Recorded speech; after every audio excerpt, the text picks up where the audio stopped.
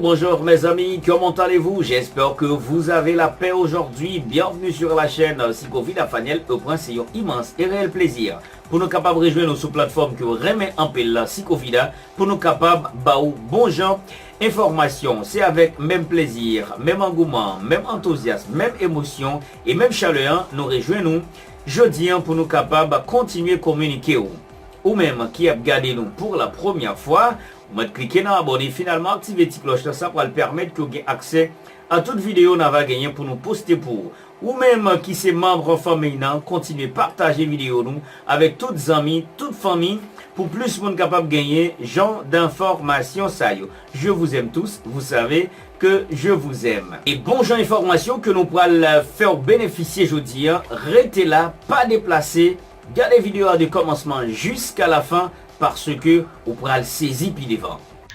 Nous voulons dire que est-ce que le président Yuri Latortue était sous bien le témoin éclairé lorsqu'il a fait déclaration que le mandat Jovenel a fini en 2022.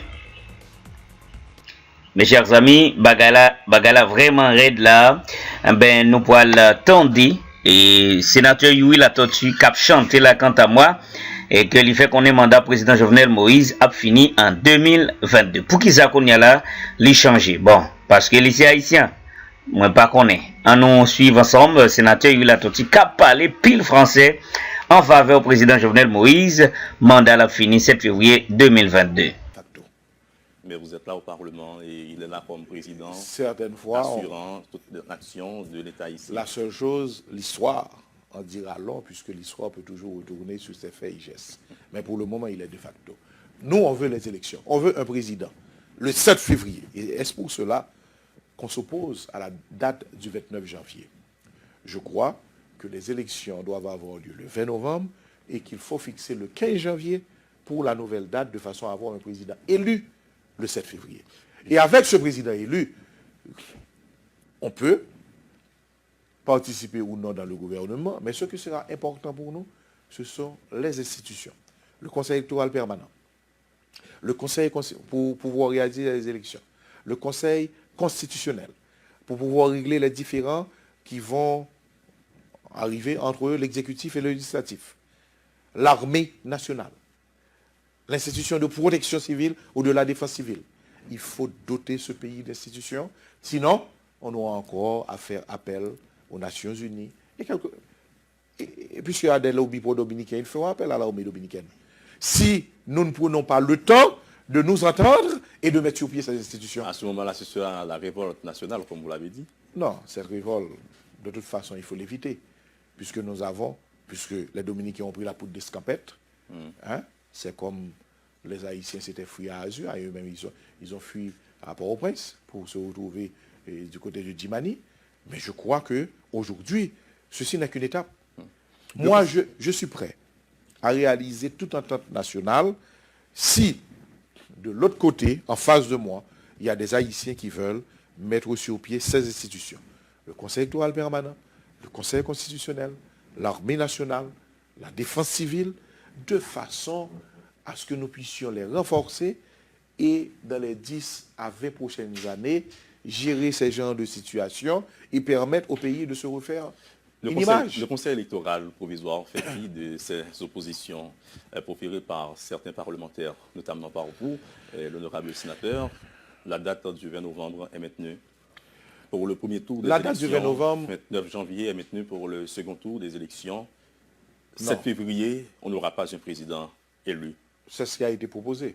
On est en train de faire les débats.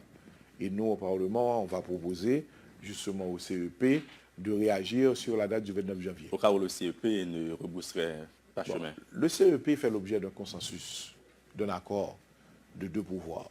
Aujourd'hui, le CEP n'est pas un Jean-Pic de la Mirandole, quelqu'un qui sait tout et qui peut tout faire. Le CEP est une institution consensuelle et générée par deux pouvoirs, il doit être à l'écoute de ces pouvoirs. Et je crois que le Parlement est l'un de ces pouvoirs. Vous savez, d'autres reproches qu'on peut faire, peut-être pas directement à vous. J'ai beaucoup parlé de reproches, on pourrait appeler cette émission l'émission des reproches. C'est ça la démocratie. Absolument. Et le respect de la loi, c'est que le président de la République, le président provisoire de la République est là. et le Parlement est incapable de statuer sur son état. Il faut savoir quoi faire. D'ailleurs, les informations font croire que l'accord du 5 février n'est pas publié dans le Moniteur. Donc, des détails de taille dont les gens tiennent compte, dont ils parlent également, et ils disent que le Parlement est là, le Parlement ne peut rien faire à propos. C'est-à-dire, le président disait être disponible et disposé à se rendre au Parlement. Dossier politique, aucune assemblée ne peut avoir lieu. Bon, écoutez, je comprends ce que vous avez dit, que si l'accord n'est pas publié, mais il y a des gens qui sont en retard de phase. C'est comme des gens qui disent que les juges de la Cour de cassation, leur statut, ils ont un statut illégal, et pourtant ces juges, ils prennent des décisions au nom de la République chaque jour. Donc, il y a cette situation que vraiment, je crois que ce sont des situations peut-être dans la forme qui ne conviennent pas, mais dans le fond, les décisions se prennent à longueur de journée. Maintenant, vous avez parlé du président, le président provisoire. Le président Privert, une fois arrivé au pouvoir, je crois qu'il y avait une certaine volonté de mener ce pouvoir jusqu'au 7 février. Et on avait fixé pour le 14 juin, le Parlement devait statuer. Mais il faut comprendre le fonctionnement du Parlement. Il y a des gens qui ne comprennent pas. Il y a des gens qui confondent le Parlement avec l'exécutif. L'exécutif, c'est un président qui gère son conseil des ministres et qui prend des décisions. Le Parlement, c'est une assemblée qui prend des décisions. Et lorsque dans cette assemblée, vous n'avez pas la majorité, il n'y a pas de décision. J'ai vu un gouvernement, j'ai vu la Belgique rester 6 mois sans gouvernement. J'ai vu le Liban rester 2 ans sans président. Pourquoi? C'est une assemblée qui devait décider. Donc, les décisions en assemblée, ce sont des décisions, le plus souvent, lorsque vous n'avez pas une majorité, extrêmement difficiles. Et pour une question de maintien ou non du président Privert, l'Assemblée, écoutez, s'est divisée en 2 parties. Et jusqu'à présent, donc je crois que dans certaines situations, les assemblées prennent du temps à décider. Et ceci n'est pas étrange. Ceci n'est pas juste une exception, puisque je pourrais prendre 10 à 15 exemples d'assemblées où les décisions sont extrêmement difficiles. On l'a vu aux États-Unis, le budget des États-Unis. Ils ont passé environ 7 mois sans prendre de décision sur le budget. Donc, dans la plus grande démocratie au monde. Alors, c'est l'Inde qui est la plus grande démocratie en fonction de la taille. Mais en fonction de puissance, je crois que les États-Unis aussi ont traîné en longueur pour prendre une décision sur le budget, vu que les Dominicains et vu que les Républicains n'étaient pas d'accord avec les démocrates. Alors, si les élections n'ont pas lieu, ou bien le 20 novembre et 29 janvier... Ah oui, ça c'est la fin de mandat du président Privert. S'il n'y a pas d'élection là, c'est la fin de mandat du président Privert. Si ce n'est pas encore un autre cycle, non. S'il n'y a pas la vraie fin de son mandat... Oui, s'il n'y a aucune catastrophe, s'il n'y a aucun événement de force majeure, et que la date est fixée, et qu'on n'a pas les élections, eh bien, le président doit partir. Ce qu'on allait voir avec vous, il devait y avoir une autre rentrée parlementaire. En oui, janvier, le deuxième lundi de mois de janvier, il doit avoir une autre rentrée parlementaire. Et c'est pour cela, on a dit au CEP, il y a 2 dates à respecter. Le deuxième lundi de janvier et le 7 février 2017. Ces 2 dates doivent être respectées scrupuleusement. Ce sont des dates sacramentelles, puisque c'est fixé par la Constitution, et que nous sommes dans un processus de reprise de la vie démocratique dans ce pays. Donc il faut commencer par respecter les dates fixées par la Constitution. Donc je crois qu'on devrait avoir un Parlement le 7 février qui fonctionne, même si avec le 20 novembre, on n'aura pas un Parlement complet.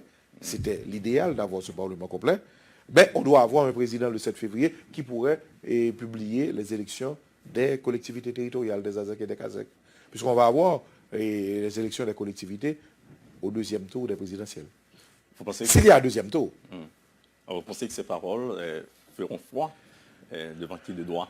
Vous voyez, suivez mon regard, sénateur. Ma parole a une certaine influence, puisque je peux transformer cette parole à la télévision, je peux la porter à la tribune. Et lorsque je la porte à la tribune, l'Assemblée peut être d'accord avec moi. Et si l'Assemblée est d'accord avec moi, on peut avoir une résolution ou une loi. Et si on a un acte législatif, ça peut être adopté. L'essentiel, c'est de savoir comment transformer ma parole dans une émission en parole de tribune, en acte législatif. Il y a un sujet dont vous ne vouliez pas parler, c'est la demande de la Cour de cassation de pourvoir au remplacement du président provisoire. Vous disiez ne pas vouloir en parler. Je crois même un mot à dire. Ça a été une position c'est une position de la Cour de cassation, mais pour le moment, notre intérêt est dans la réalisation des élections. Et je crois que la Cour de cassation se met en mode d'attente en cas où les élections ne se réalisent pas le 20 novembre. Je crois. C'est une stratégie politique. La Cour de cassation se met en mode d'attente. Mais pour moi, personnellement, sénateur Latortue, j'aimerais qu'on ait de bonnes élections et qu'on ait un président le 7 février. Alors il y a deux petits détails, bon, pas de petits détails, mais il y a d'autres sujets à voir avec vous pour ne pas minimiser la situation. Par exemple, votre frère qui a été attaqué, et il est le maire des Gonaïves. Il est le maire des Gonaïves. Comment se porte-t-il? Et il se porte bien. Le maire des Gonaïves a été attaqué justement.